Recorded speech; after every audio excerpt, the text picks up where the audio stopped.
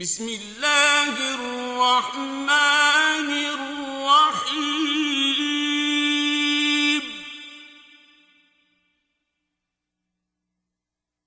إنا فتحنا لك فتحا مبينا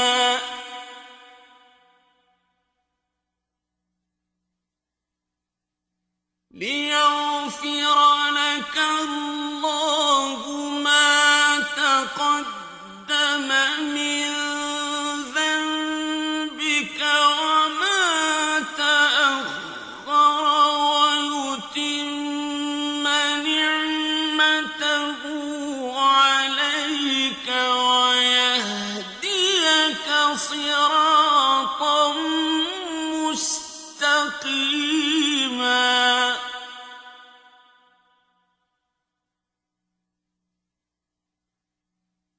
وينصرك الله نصرا عزيزا.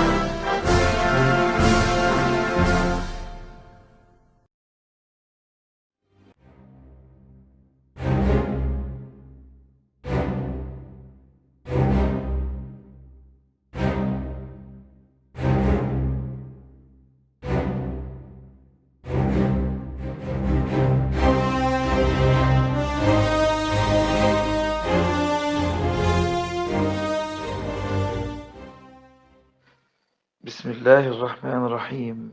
بالأصالة عن نفسي وبالنيابة عن معالي الأستاذ الدكتور جمال السعيد رئيس جامعة بنها، أرحب بحضراتكم جميعا ضيوفا ومشاركين ومحاضرين من مختلف الجامعات المصرية في المؤتمر العلمي السادس لقسم الأمراض الباطنة تحت عنوان الجديد في الأمراض الباطنية، وأنقل لكم تحيات سيادته وتمنياته بمؤتمر ناجح ومثمر إن شاء الله تعالى، وإنه بمزيد من الامتنان وعظيم الشرف أعرب عن سعادتي وأتمنى النجاح والتوفيق للجميع، وإن شاء الله العام المقبل نأمل بعقد المؤتمر وغيره بالشكل المعتاد.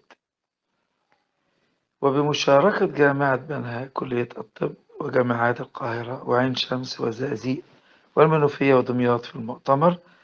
نحن نأمل بمزيد من التعاون العلمي والأكاديمي بين الجامعات المصرية، وذلك لرفع وتدعيم مستوى جودة الأداء التعليمي بما ينعكس إيجابيا وبشكل فعال على منظومة التعليم والعلاج في وطننا الحبيب، خاصة في تلك الظروف الصعبة لجائحة كورونا، وبما يضمن تبادل التعاون والتنسيق وتبادل الخبرات بين الكليات والأقسام المناظرة في الجامعات المصرية. في نهاية حديثي أتوجه بالشكر الجزيل لكل من أسهم من قريب أو بعيد في إعداد وترتيب وانعقاد هذا المؤتمر وإنجاز مختلف فعالياته وجوانبه بالشكل المأمول والمنتظر، وخروجه بهذا العمل بهذا الشكل المتميز. نتطلع لمؤتمر ناجح مثمر، وشكرا جزيلا لحضراتكم.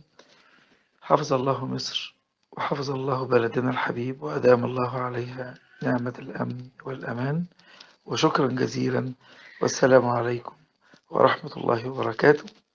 دكتور مصطفى سليمان القاضي، عميد كلية الطب ورئيس مجلس إدارة المستشفيات الجامعية بمنى.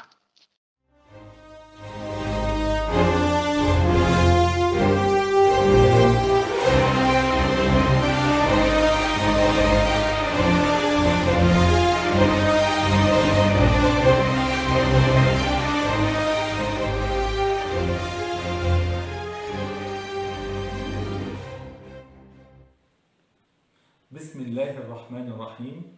وقل اعملوا فسيرى الله عملكم ورسوله والمؤمنون. صدق الله العظيم. على بركة الله تعالى نفتتح المؤتمر السادس لقسم أمراض البطن العامة بكلية الطب جامعة بنها تحت رعاية معالي رئيس الجامعة الأستاذ الدكتور جمال السعيد ومعالي عميد الكلية الأستاذ الدكتور مصطفى القاضي، وتوجه لهم الخالص الشكر والتقدير. هذا العام يقام المؤتمر من خلال الفيديو كونفرنس نظرا لجائحة كورونا المستمرة، ونرجو من الله سبحانه وتعالى أن يرفع البلاء والوباء وأن يحفظ بلادنا وأهلينا من كل سوء وسائر بلاد المسلمين. ثانيا، أريد أن أتوجه بخالص الشكر والتقدير والعرفان لجميع السادة الأساتذة وأعضاء هيئة التدريس ومعاونيهم على الجهد المبذول خلال الفترة القصيرة التي توليت فيها رئاسة القسم. ثالثا، خالص احترامي الشديد وشكري إلى الأستاذ الدكتور أشرف طلعت رئيس قسم الباطنة بكلية الطب بنها السابق، ورئيس قسم الباطنة الحالي، وقائم بأعمال عميد كلية طب دمياط، على إسهاماته العظيمة في تطوير قسم الباطنة، ونتمنى له التوفيق والسداد في موقعه الجديد. رابعا، خالص احترامي الشديد وشكري إلى زملائي وأخوتي الأستاذ الدكتور علي السيد، الأستاذ الدكتور محمد الطنطاوي، الأستاذ الدكتور أيمن البدوي، الأستاذ الدكتور عمرو الحمادي، الأستاذ الدكتور أحمد دبور، الأستاذ الدكتور عبد المنعم أحمد، الأستاذ الدكتور أمير المحمدي، رؤساء ومدير الوحدات والقائمين على تنظيم المؤتمر.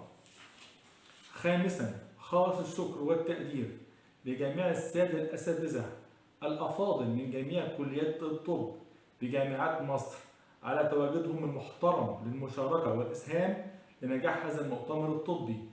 سادسا، خالص الشكر لجميع شركات الأدوية التي ساهمت في تنظيم وإقامة هذا المؤتمر. سابعا، الشكر إلى شركة بيور المنظمة للمؤتمر. ثامنا، خالص الشكر لجميع الحضور أونلاين من الأطباء المشاركين في هذا المؤتمر، والسلام عليكم ورحمة الله وبركاته.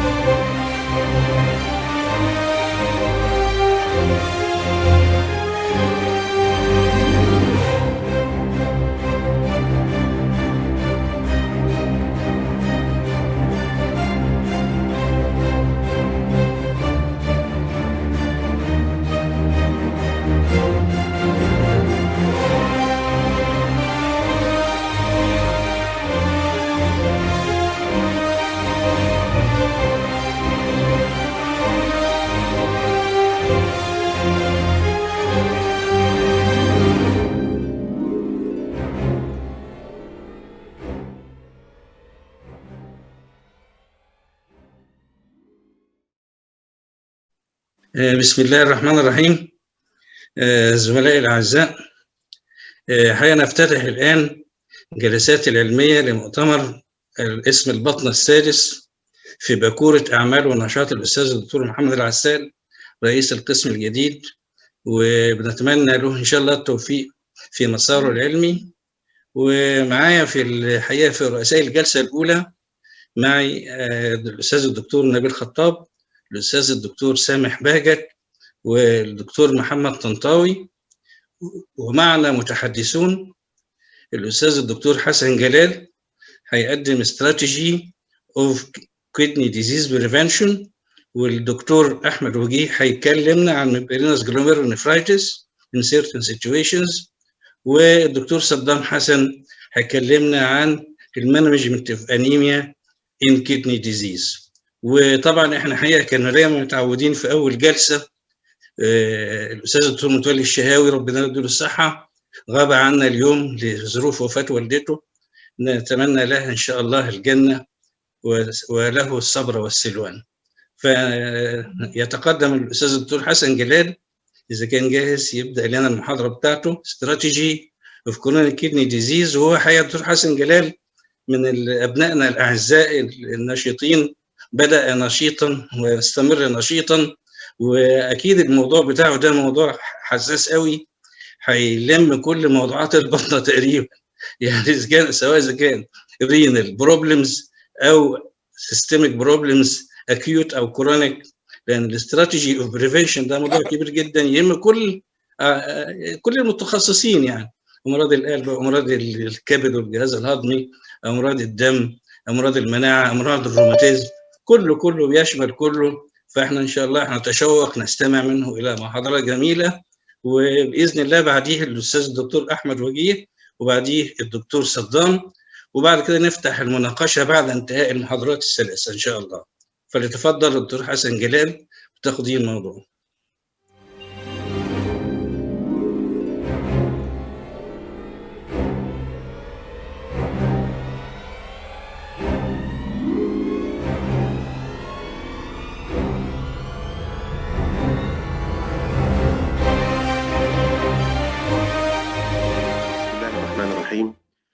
Strategies to prevent kidney diseases.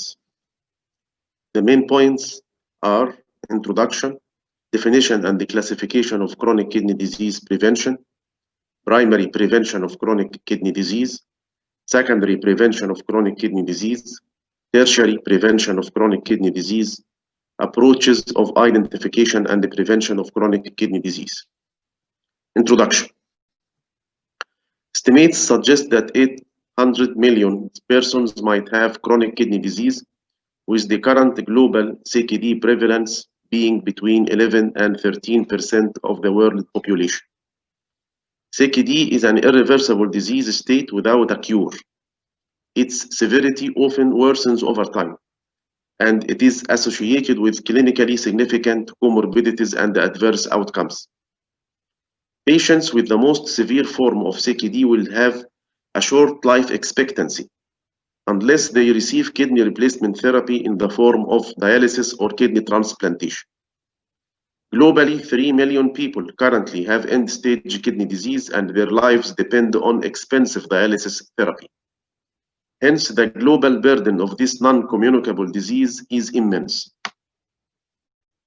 Kidney disease is crucially missing from the international agenda for global health, notably absent from the impact indicators for the Sustainable Development Goal, SDG Goal 3, by 2030 reduce by 1/3 premature mortality from non-communicable diseases through prevention and treatment and promote mental health and well-being. Kidney diseases urgently need to be given political attention, priority, and consideration. Current global political commitments on non-communicable diseases focus largely on 4 main diseases. They are cardiovascular disease, cancer, diabetes, and chronic respiratory diseases. Yet, it is estimated that 55% of the global non-communicable disease burden is attributed to diseases outside of this group. Furthermore, kidney disease frequently coexists with the big four non-communicable diseases, which leads to worse health outcomes. It's common إن احنا نلاقي cardiovascular disease مع kidney disease أو diabetes مع kidney disease. What is the definition and the classification of chronic kidney disease prevention? The term prevention refers to activities that are typically categorized by the following three definitions. Primary prevention implies intervening before health effects occur in an effort to prevent the onset of illness or injury before the disease process begins. Secondary prevention suggests preventive measures that lead to early diagnosis and prompt treatment of a disease to prevent more severe problems developing, and includes screening to identify diseases in the earliest stages. Tertiary prevention indicates managing a disease after it is well established in order to control disease progression and the emergence of more severe complications, which is often by means of targeted measures such as pharmacotherapy, rehabilitation, and screening for and management of complications. This diagram summarizes the main preventive measures in chronic kidney disease. For primary CKD prevention, the main risk factors are obesity, diabetes, hypertension, polycystic kidneys, solitary kidney, high salt, high protein intake, inadequate hydration, genetics like APOL1, and the other risk factors. The target is identify high-risk persons, manage obesity, improve glycemic and blood pressure control, avoid high-salt diet, encourage healthy food and lifestyle. The secondary prevention, the goals are to slow CKD progression, delay or deferring dialysis transition. And the main risk factors are uncontrolled hypertension, high protein, high salt diet, acidosis, or the occurrence of acute kidney injury events. It can be achieved by early CKD detection, better blood pressure control, and the use of RAS inhibitors or SGLT2 inhibitors and others. Lower protein and the higher planet-based diet, and avoid the occurrence of acute kidney injury. Tertiary prevention, the goals are to manage uremic symptoms and the comorbidities like anemia, acidosis, mineral bone disorders, fluid overload, cardiovascular disease, mortality, protein energy wasting, in the form of management of uremia and the fluid, to lower the cardiovascular nutritional therapy and pharmacotherapy. Primary prevention of CKD. The main goal of primary prevention of CKD is to prevent disease in those who do not have it. A relevant concept that is distinct from primary prevention is so-called the primordial prevention. Primordial prevention relates to even more upstream interventions that aim to prevent the emergence of risk factors for chronic kidney disease. يعني البرايمري prevention prevent disease, primordial prevention prevent disease والrisk factor بتاعه. على سبيل for example, adult onset diabetes is a major risk factor of de novo chronic kidney disease. In most populations, obesity is the hallmark of emerging or pre-existing diabetes. Targeting obesity is both a primordial prevention, that is to prevent diabetes, and the primary prevention, given that obesity might lead to chronic kidney disease independently of causing diabetes. Both obesity and diabetes can lead to glomerular hyperfiltration, which can be the first sign of impending kidney injury. The main risk factors of chronic kidney disease are A. Non-modifiable risk factors. Age is seen with advancing age, especially in the setting of comorbid conditions. Genetic risks, like the presence of APOL1 gene mutations that is mostly encountered in those with sub-Saharan African ethnicity, and it accounts for the excessive risk of chronic and end-stage kidney disease. Third, polycystic kidney disorders. Fourth, congenital anomalies of the kidney and urinary tract, mostly in children and young adults. E. Modifiable risk factors. Glycemic control in diabetes mellitus, approximately 50% of all CKD. Blood pressure control, approximately 25% of all CKD. Obesity, autoimmune disorders like systemic lupus and Sjogren syndrome, malignancy like multiple myeloma and lymphoma, pharmacologic medications causing interstitial nephritis like non-steroidal anti-inflammatory drugs or chemotherapy or proton pump inhibitors, acute tubular necrosis like aminoglycosides, renal ischemia and fibrosis, like calcineurin inhibitors, crystal nephropathy, like trimethylrene sulfamethoxazole, herbs and herbal medicines, and contrast media. Acquired or congenital solitary kidney due to cancer, donor or traumatic nephrectomy, congenital solitary kidney, unilateral atrophic kidney.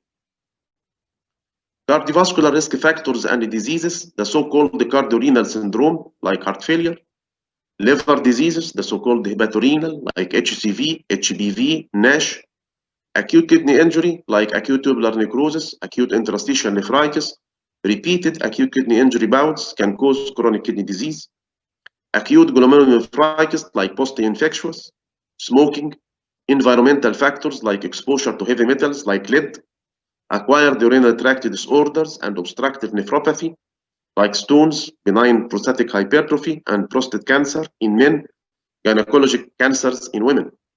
And finally, dietary habits like inadequate fluid intake and high protein intake. Interventions of primary prevention of chronic kidney disease include: first, support lifestyle modifications. Moderate physical activity, provide dietary advice including avoid high sodium and excessive protein intake, ensure adequate hydration, prevent and manage obesity, improve glycemic control, improve blood pressure control, identify genetic risk factors, and ensure adequate hydration. Second, secondary prevention of chronic kidney disease.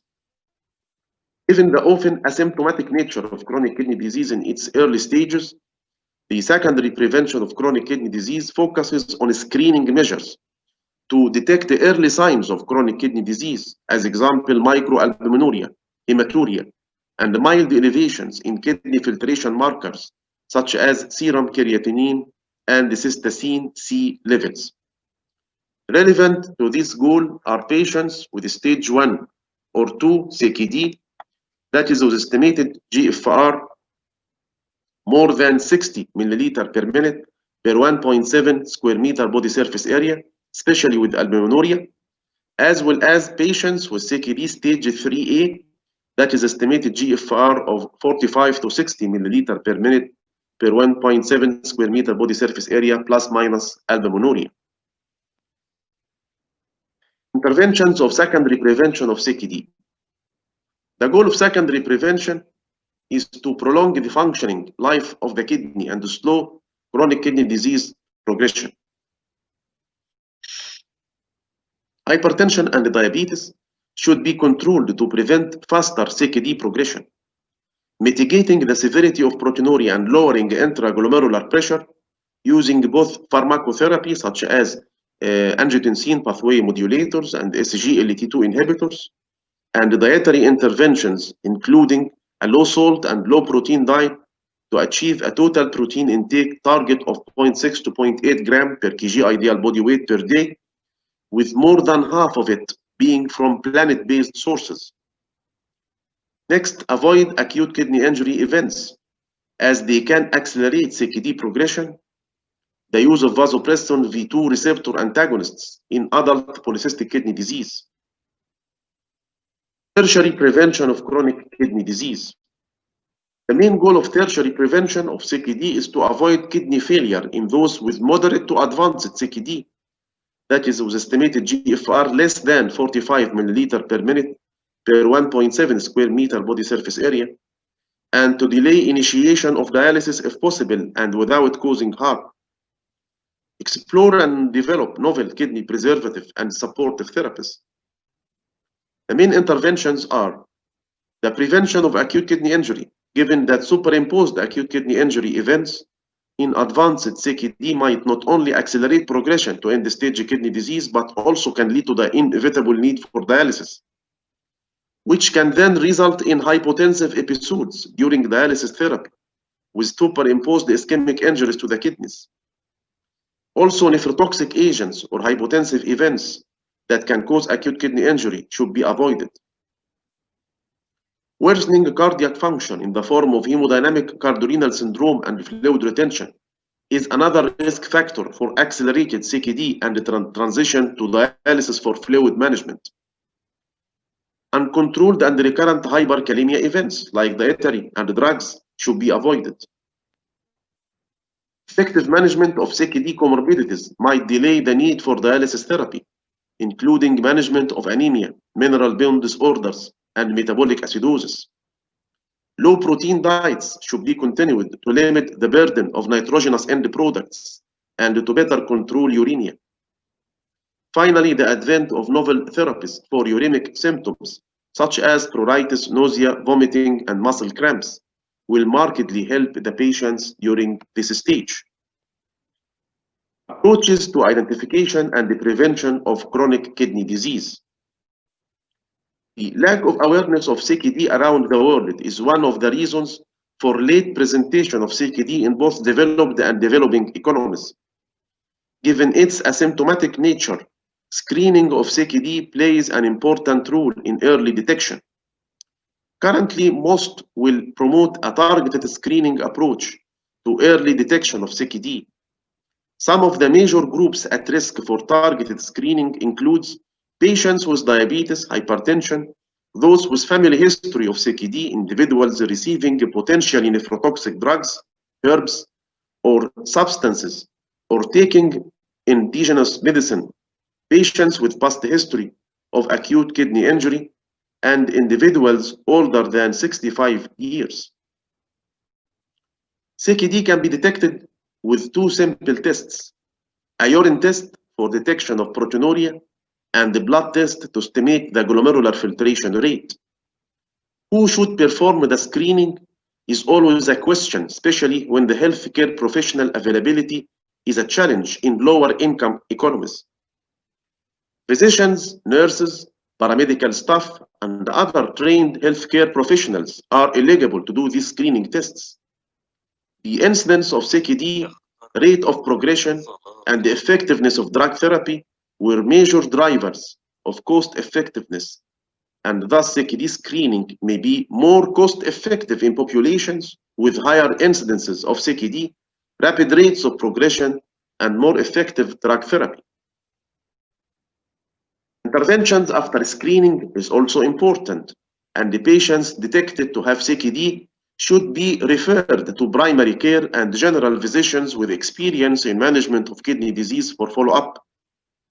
A management protocol should be provided to the primary care and general physicians. Further referral to nephrologists for management will be based on the well-defined protocols. Education is key to engaging patients with kidney disease. It is the path to self-management and patient-centered care. Obstacles include the complex nature of kidney disease information, low baseline awareness, limited health literacy and numeracy, limited availability of CKD information, and lack of readiness to learn. New education approaches should be developed through research and quality improvement efforts. The internet offers a wealth of resources on education. The mode of communication currently used by patients and the population at large is through the internet. As example, websites, portals, and other social media, such as Facebook and Twitter. There are also free applications on popular mobile devices, providing education on kidney disease. There is no shortage of information on the internet. The challenge is how to effectively push important healthcare information in a targeted manner, and to facilitate users seeking information in their efforts to pull relevant and reliable information from the internet. Conclusion.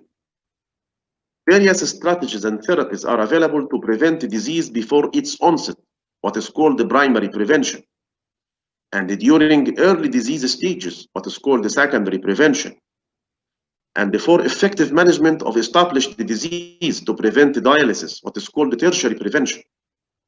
The motto, kidney health for everyone, everywhere, is more than a tagline or wishful thinking. It is a policy imperative which can be successfully achieved if policy makers, nephrologists, and the healthcare professionals place prevention and primary care for kidney disease within the context of their universal health coverage programs. Thank you.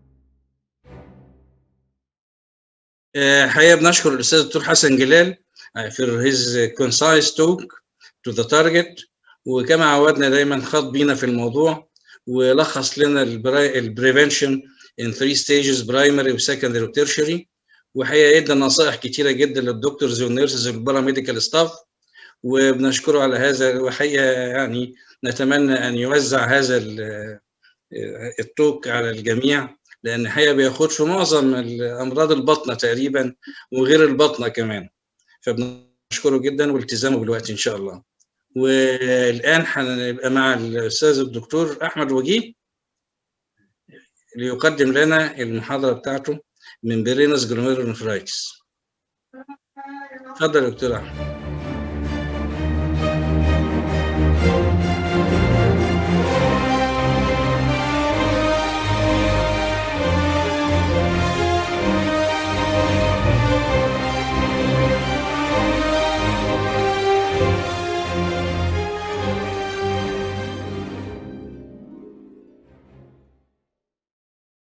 بسم الله الرحمن الرحيم.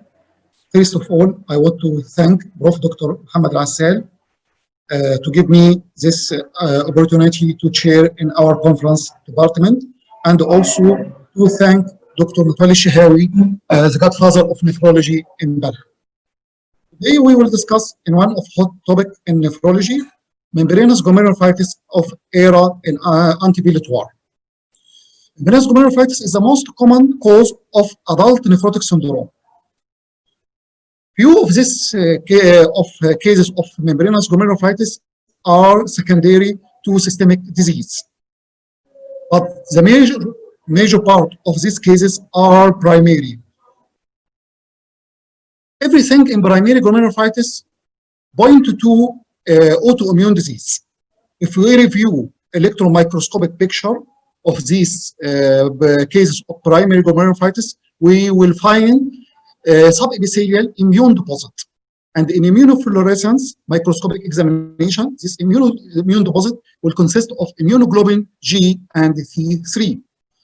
But the main question remains, to which antigen these antibodies are directed? For many years, we failed to find this antigen. In 1959, there is one pioneer experiment in nephrology. They can create membranous glomerulonephritis in rat after sensitizing this rat to intrinsic antigen, which is negaline antigen. But we failed to find this antigen in human. This antigen not exist in human at all.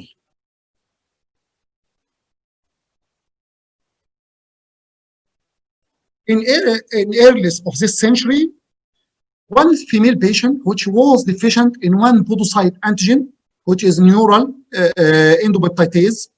After marriage, during her first pregnancy, she gets sensitized against neural endopeptidase because her baby carries the neural endopeptidase gene from father. So the mother gets sensitized and she developed antibodies against neural endopeptidase. So in the second pregnancy, she transfers these antibodies to her baby, which developed membranous glomerulonephritis and born with nephrotic syndrome. But after this report, no documented antineural endopeptidase in patient with primary membranous glomerulonephritis. In 2009, Dr. Peck and his colleague make one of the breakthrough in nephrology.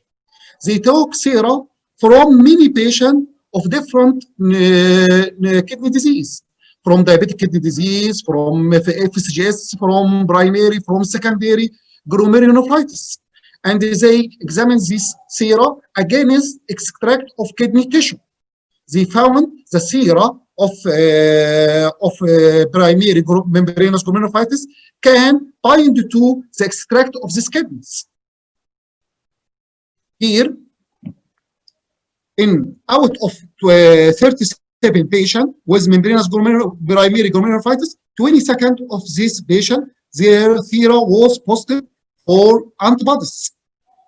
Out of 8 patients with secondary membranous glomerulonephritis, none of them contains these antibodies.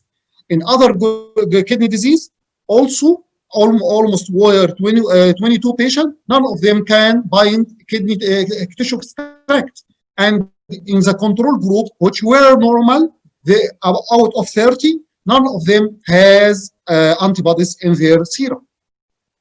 They use mass spectrometry, and they can detect the antigen to which these antibodies are directed, which is M-type phospholipase A2 receptors. Subsequently, reports from all over the world came to show that many of the patients with primary glomerulonephritis contain these anti-PLA2R antibodies from Europe and from even Asia. But now, after 11 years after the discovery of these anti-PLA2R antibodies, it is time to transfer anti-PLA2R from bench to bedside, from laboratory to bedside of the patient. Yes, we can use anti-PLA2R all through the journey of membranous glomerulonephritis. We can use it as a diagnostic tool. We know the gold standard test for diagnosis primary glomerulonephritis is renal biopsy. But even with low complication rate of renal biopsy, but sometimes it carries catastrophic hazards, like can end up simply by nephrectomy. So remember, the anti-PLA2R can substitute renal biopsy. In this meta-analysis done in 2014, 15 studies were included. They included almost more than 2,200 patients. The specificity of anti-PLA2R antibodies was almost 99%, which is marvelous. No test on medicine carries this high rate of specificity. This makes KDIGO guideline change the recommendation in their last version to 2020 to a kidney biopsy might not be required to confirm the diagnosis of membranous nephritis in patients with compatible clinical and serological presentation. And they recommend don't do renal biopsy in patients with membranous glomerulonephritis and the positive anti-PLA2R antibodies unless there will be other benefit from apart from confirmation of the diagnosis. Like when you get anti-PLA2R positive, you will do renal biopsy only when you want to decide immunosuppression therapy will be considered or not. But for a one patient, you will wait for spontaneous remission. No need to do renal biopsy at that time. Any patient with PLA2R positive antibodies and get rapid unexplained deterioration of GFR, at that time you should seek for renal biopsy to detect the cause. Maybe interstitial nephritis, maybe he developed anti-GBM. You will not know. Our unusual clinical course, the patient deteriorated rapidly or the patient not follow the routine course. Or you find serological abnormalities. Sometimes you will find this anti-PLA2R and find ANA positive. Maybe this coexistence, you don't know. So we'll do renal biopsy to differentiate this is primary or secondary. Sometimes you will find some histological findings that point to secondary cause, like mesangial proliferation or subendothelial deposit. This will differentiate to you. Also, anti-PLA2R antibodies can differentiate between primary and secondary membranous glomerulonephritis. Previously, we were dependent on exclusion of all secondary causes. You will do ANA, anti-double-strand, DNA, C3, C4, hepatitis markers. You will search for age-matched cancer for the patient. And after exhaustion of secondary causes, you will diagnose this patient as primary.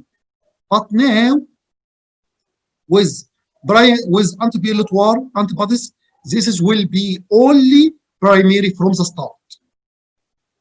If we review this study from patient with primary glomerulonephritis, can mostly more than 70% of the patient were antibilatory positive. But when we review patient with lupus nephritis, membranous nephropathy, only one patient out of 20 was positive, which may be coexistence only.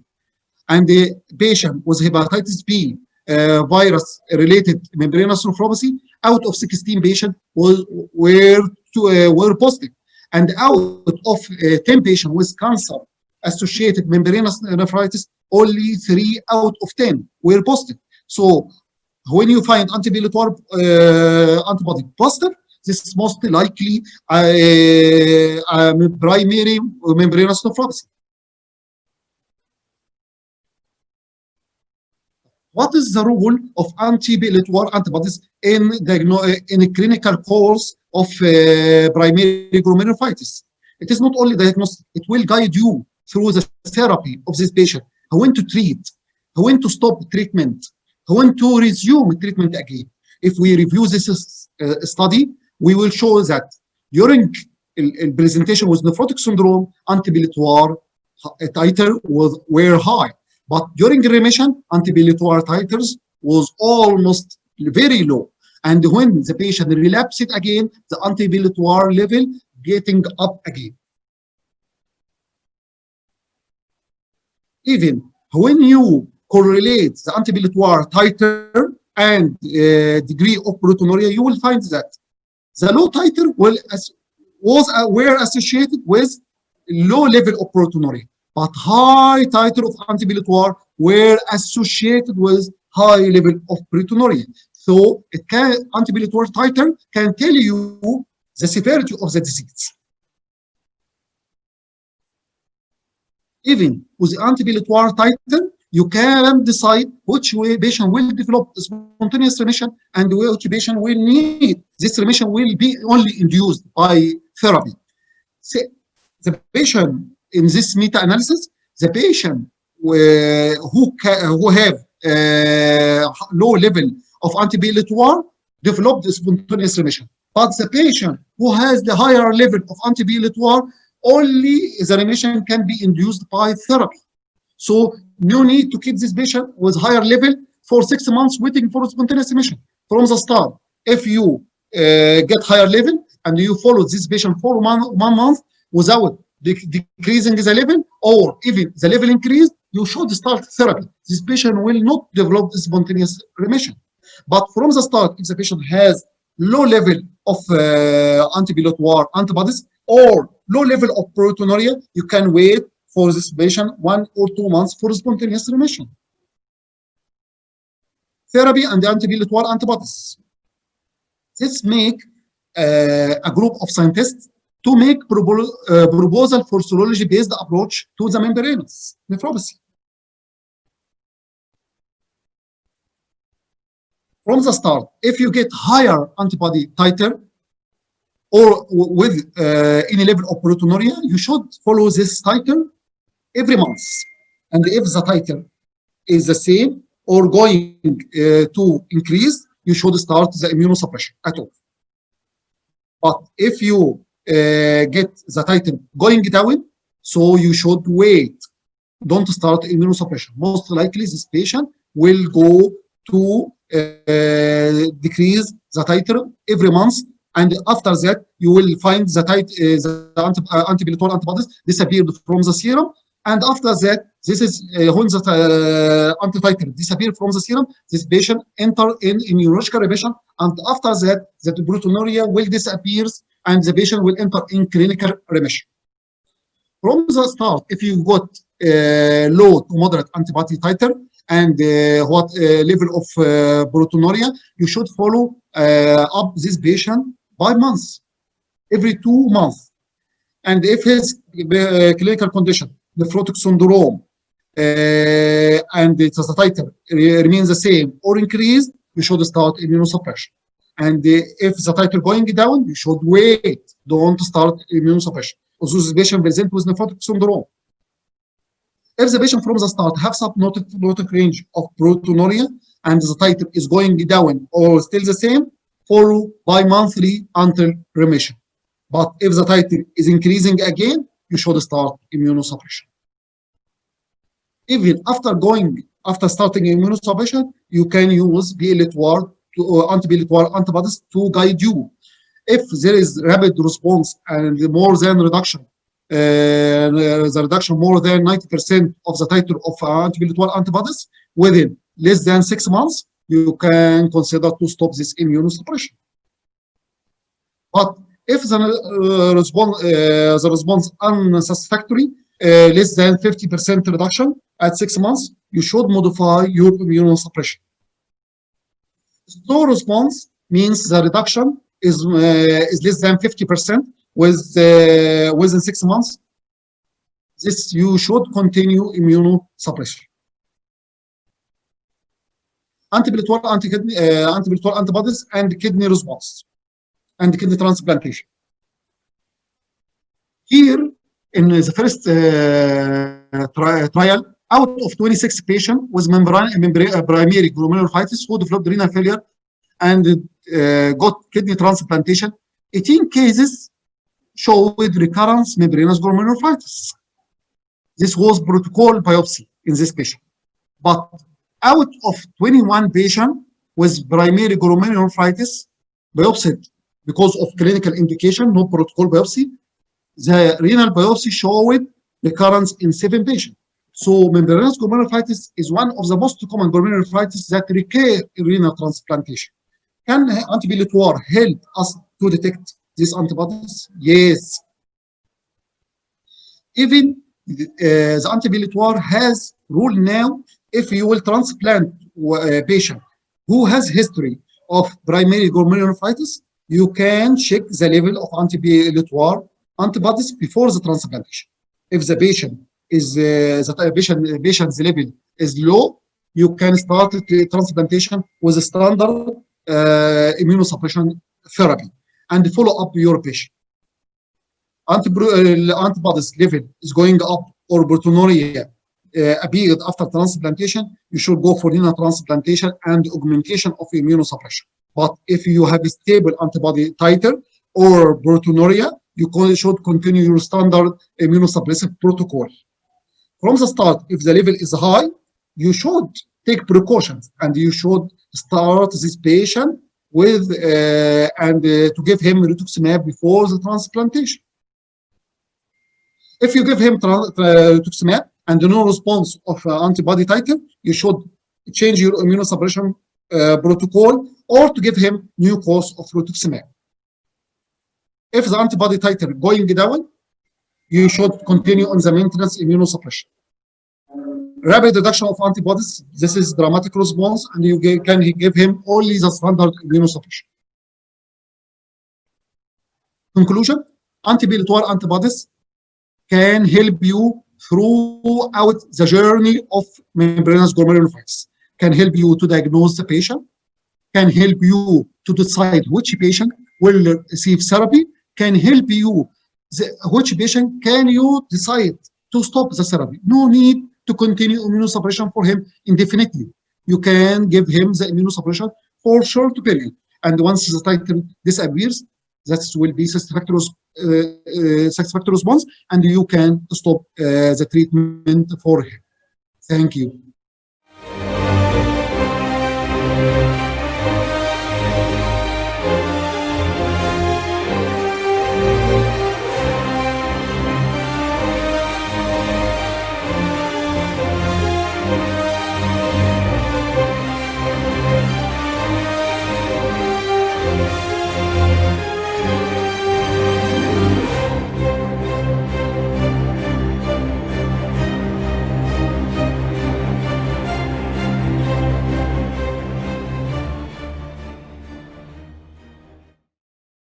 الاستاذ دكتور نبيل، بنستاذنك يا دكتور نبيل تعقب على الدكتور احمد وجيه وتقدم لنا ان شاء الله الاستاذ الدكتور صدام حسن والاستاذ الدكتور محمد طاوي، بعديها يفتح لنا باب المناقشه. اتفضل يا دكتور نبيل، الاخ الزميل الفاضل.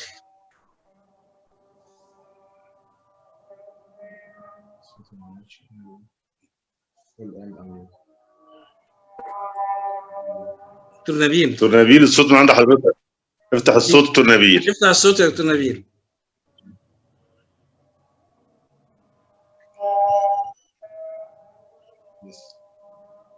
كده واضح؟ ايوه كده تمام. اتفضل دكتور نبيل، عقب لنا على الاستاذ الدكتور احمد وجيه، وقدم لنا الاستاذ الدكتور صدام حسن فور هيز توك. اتفضل يا دكتور نبيل.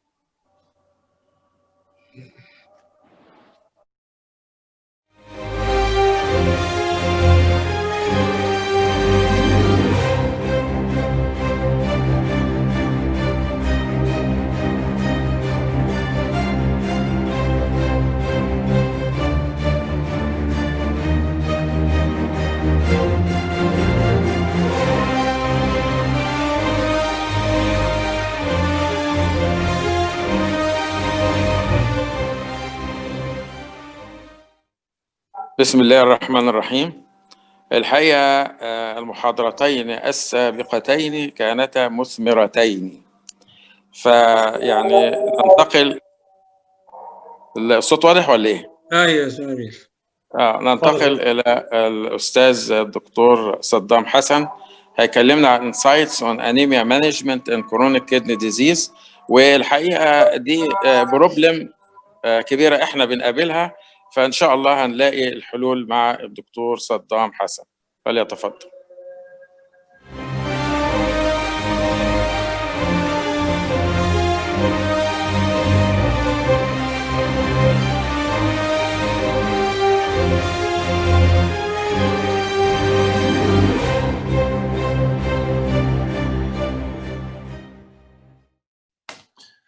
It is my pleasure to share in the activity of the 6th annual conference of Banha University Faculty of Medicine Internal Medicine Department.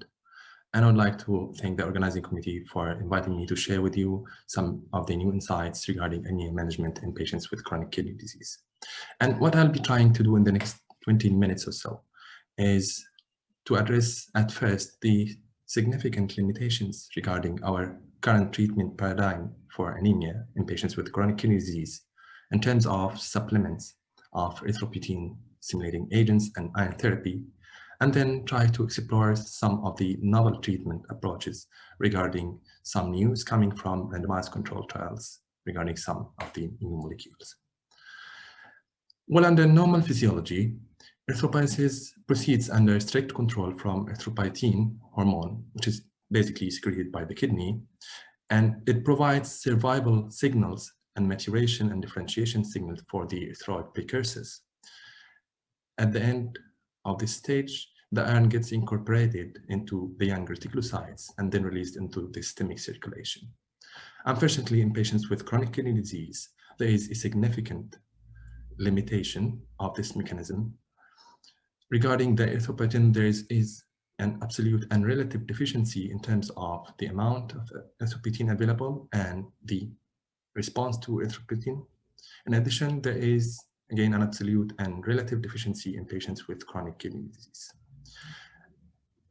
Adding insult to injury, the survival of the released reticulocytes is shortening in the presence of inflammation and uremic toxins. And it has been found by the ISH techniques that the kidney is quite critical in response to hypoxemia through the hypoxia-inducible factor pathway, which is quite critical in terms of sensing the oxygen needs of cells. In response to hypoxia, it was found that the kidney expands the pool of erythropoietin-producing cells, and this has been imaged. So, addressing the first part regarding the suboptimal and unphysiological treatment paradigm that we use to manage our patients, I will give the analogy of having unstoppable force. By that I mean erythropoietin stimulating agents, for which I will refer by ESAs. What happens when an unstoppable force meets an immovable object regarding the intravenous iron? We know from the randomized control trials conducted regarding erythropoietin stimulating agents in patients with chronic kidney disease, both in dialysis patients in the normal hematocrit study and in chronic kidney disease patients in the CREATE, QUIRE, and TREAT studies that were all published in New England Journal of Medicine. And they were conducted under the premise that complete correction of anemia using ESAs will enhance survival, improve cardiovascular outcomes, and quality of life. Disappointingly, most of those agents could not achieve their target hemoglobin due to some element of ESA hypo-responsiveness. In addition, surprisingly, the outcome was negative. They could not prove a survival benefit or cardiovascular outcome benefit. If anything, there was more signal suggesting more thrombosis in patients with dialysis in the normal hematocrit trial, and more major adverse cardiovascular events and hypertensive episodes noted in the CREATE and CHOIR trial. In addition, TREAT trial showed that there is increase in the incidence of cerebrovascular strokes and signal towards increased incidence of epithelial tumor growth and malignancy. Several explanations have been proposed to try to address why the full correction or normalization of hemoglobin in patients with chronic kidney disease has failed outrageously. And the first proposal is it the higher hemoglobin level per se? Probably the answer is not, because we know that in patients with other polycystic kidney disease who have an endogenous physiological secretion of erythropoietin have better survival than their counterparts of patients with chronic kidney disease. In addition, patients with transplant, the CAPRE study showed that patients who achieved higher hemoglobin achieved higher survival. And the answer probably might be related to the higher and supraphysiological doses of ESAs used on those 4 trials. Is it too much of a good thing? Or is it the subtype of patients who have severe inflammatory profile that could not respond probably to the erythropoietin-stimulating agents? However, the often neglected factor was that the post-hoc analysis of the normal hematocrit and TREAT trials showed that patients with lower hemoglobin used higher doses of intravenous iron, which was not available for erythropoiesis in the presence of severe inflammation and reticuloendothelial block. Some of the mechanistic links have been proposed to explain why in high doses exogenous erythropoietin can be toxic. Turns out that it can increase the activity and production of platelets, ending in excessive thrombosis, and it can lead to neovascularization, leading to vascular access stenosis, vascular remodeling, and probably tumor growth, in addition to increasing the vasoconstrictive profile and vascular remodeling, ending into hypertension. And the lessons we have learned from those 4 trials was not to go for complete iron correction. If you look at the 4 advisory groups, including KDIGO, KDOKI, or European Best Practice, and NICE guidelines, they all went for targets somewhere between 10 to 11.5. And the erythropoietin-stimulating agents have fallen from grace. They are now only used for transfusion avoidance and only used after making sure that iron is depleted. And again, always the advice, of course, is to individualize, which is easier said than done. However, this has set a new trend to understand that erythropoietin-stimulating agents in supraphysiological doses can hit off-target pathways, including maybe malignancy, and can lead to hemoglobin variability, and can be vasculotoxic in terms of enhancing thrombosis and remodeling, and addressing the group of patients who have excessive inflammation, who have hepcidin block, and iron-restrictive erythropoiesis, the so-called iron-refractory iron deficiency anemia. This has set a new trend in which less ESA agents, erythropoietin-stimulating agents, were used, and more and excessive iron was used on those patients in return. If you look at the years corresponding to this rise in trend of using iron, you'll find it corresponding to the release of the major randomized control trials. However, this ended in using excessive iron in those patients. It turns out that iron is not as safe as we used to think, and data from observational trials, including the largest observational trial conducted in dialysis, the dialysis outcome pattern study, showed that there is a signal of increased iron exposure and mortality, linking excessive mortality to use of iron more than 300 milligram per month. And if you look at those data closely, you'll find that there is a signal for increased all-cause mortality when you use iron more than 400 milligram per month. And the evidence for cardiovascular related mortality and infection appears even at earlier, more than 300 milligram per month. And those data were quite concerning. And they were preceded by data from the United States suggested the same, especially with relation to excessive iron use and the infection related, that is, especially in incident dialysis patients who used catheters. However, the recently published pivotal trial that was published last year has addressed these concerns. It is a very well conducted and very well designed randomized control trial that was conducted in the United Kingdom, including more than 2,000 patients, multi-center study that had an average follow-up of 2.1 years. It addressed the primary endpoint. It was event-related trial that addressed the time for all-cause death, composite non-fatal cardiovascular events, and secondary endpoint regarding infection and infection-related hospitalization. And they used high-dose iron, proactive group, 400 milligram, targeting TSAT less than 40%, serum ferritin less than 700%, and the median dose that was used, 264 milligram, compared to low dose who used less amount of iron, achieving targets less than 20% TSAT and ferritin less than 200. And the outcomes were in favor of the high dose intravenous iron, showing less mortality, less hospitalization, and less infection, or maybe equal infection, in the intervention arm who used higher doses of intravenous iron. If you look at the data here regarding the primary and secondary endpoints, you'll find that the patients who used lower doses were more liable to have excessive events in terms of primary events and recurrent events, including all-cause cardiovascular mortality and need for transfusion, erythropoietin-stimulating agents, and hospitalization. And they were almost equal in terms of infection.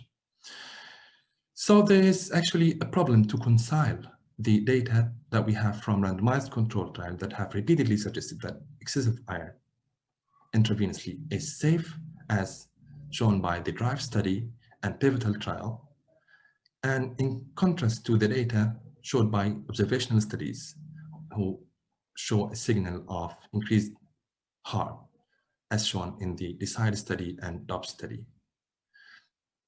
And I think this needs further explanation and further randomized control trials to be conducted.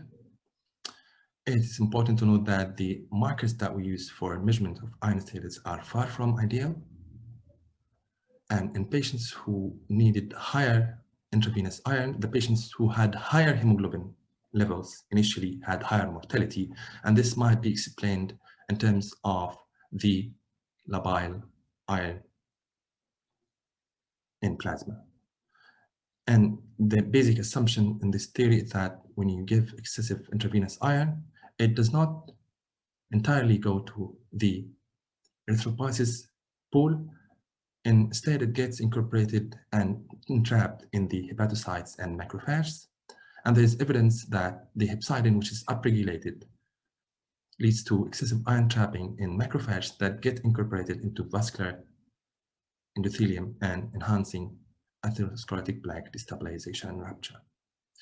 So it's obvious from those trials that we need to have a new look into the mechanisms of chronic kidney disease anemia, which is probably multifactorial. It's not only a deficiency of erythropoietin or iron, probably it is under strict regulation of hypoxia-inducible factor, which enhances erythropoietin production, but at the same time, it orchestrates the mobilization of iron from enterocytes and reticuloendothelial system in liver to be available for erythropoiesis. In addition, the increased recognition of the negative role of the hepcidin, which is the master regulator of erythropoiesis in terms of iron homeostasis. In patients with chronic kidney disease, it's overexpressed and has reduced renal clearance. ending in the so-called iron refractory iron deficiency anemia. So some of the new lines in terms of trial are trying to address the hepcidin portion of the equation, trying to either block the hepcidin or stimulate the ferroportin, which is the export gate for iron. And the idea is to make iron more available for erythropoiesis instead of getting trapped. And most of those trials are still in phase 1 or preclinical trials. However, the theory is promising. In addition, the identification of the importance of the hypoxia-inducible factor stabilizers has in a way revolutionized our thinking of anemia of chronic kidney disease. And this pathway, under normal normoglycemic condition, hypoxia-inducible factor gets rapidly degraded by prolyl hydroxylase domain, which is oxygen-dependent enzyme, leads to enhancement of degradation of hypoxia-inducible factor. The response in hypoxia is to have a prolonged survival of the hypoxia-inducible factor T gets translocated into the nucleus, starting a series of gene transcription to address the hypoxia. So the therapeutic implication of that phenomena is to give enzymes that inhibit the action of prolyl hydroxylase domain and thus prolong the survival of hypoxia-inducible factor, ending in erythropoietin induction. But the beauty of these molecules is that it not only enhances the erythropoietin induction and stimulates the erythropoietin receptor, but in addition, it addresses the other aspects of dysregulated iron metabolism, including suppression of hepcidin and stimulation of the beneficial molecules that makes iron more available for erythropoiesis. Thus, it couples the iron homeostasis to the erythropoietin production, ending in more physiological erythropoiesis. Those molecules are quite promising. They are in different stages. However, some molecules have been already started to be used in China and Japan, including roxadustat, which has succeeded in phase 3 trials. And this is data from the ASN Renal Kidney Week last year that had a pooled analysis of the trials conducted on hypoxia-inducible factor in dialysis-dependent and non-dialysis-dependent patients. And it's quite promising, showing that those agents can work both in patients with iron repletion or iron non-repletion and have a favorable response in patients with high inflammatory profile with CRP. In addition, in terms of safety, it looks that they are more safe than erythropoietin stimulating agents, at least in terms of cardiovascular events that were analyzed in patients with non-dialysis dependent and patients who are on incident dialysis and patients who are on maintenance dialysis. And there is a clear signal for less major adverse cardiovascular events of those agents, hypoxia-inducible factor, PHIs, in relation and in comparison to erythropoietin and placebo. In addition, they are efficacious in raising the hemoglobin levels, and they can be offered if they prove their safety. And again, we have learned from the erythropoietin stimulating agents that safety is a major concern on those agents. So the beauty of those agents is that it couples the iron hemostasis to erythropoietin, it has better cardiovascular profile, and it delivers in inflammation. Unfortunately, they have a very ubiquitous representation in all tissues, as you might expect in response to hypoxia. So there is a fear and concern that they might hit off-target pathways, ending in excessive neovascularization and unwanted metabolic effects. In those trials, we have seen some trend for hyperkalemia and metabolic acidosis, for example. So the time and trials will prove the efficacy and safety of the HIF PHIs. The apomimetic have failed outrageously and caused excessive death and excessive anaphylaxis. The gene therapy have been tried in Israel with success. But the most fascinating of those molecules is the molecule that acts distally to the erythropoietin receptors, the activin traps, that was accidentally discovered. Now, when the erythropoietin receptor acts on its precursors, at certain step, there is inhibition of the growth differentiation factor 11 that after that, the molecules called TRAP ligands bind the TGF-beta family, ending the action of growth differentiation factor 11 and enhancing erythropoiesis. In addition, they have a favorable profile in patients with chronic kidney disease in terms of addressing the CKD, MBD, enhancing less calcification in those patients. They have been extensively studied in patients with malignancy, so there is some safety signal regarding. They are very promising. I hope I have to conclude, I have convinced you that the current treatment paradigm is suboptimal and physiological, and that the new treatment approaches hopefully will deliver some promise in terms of more physiological erythropoiesis. And thank you.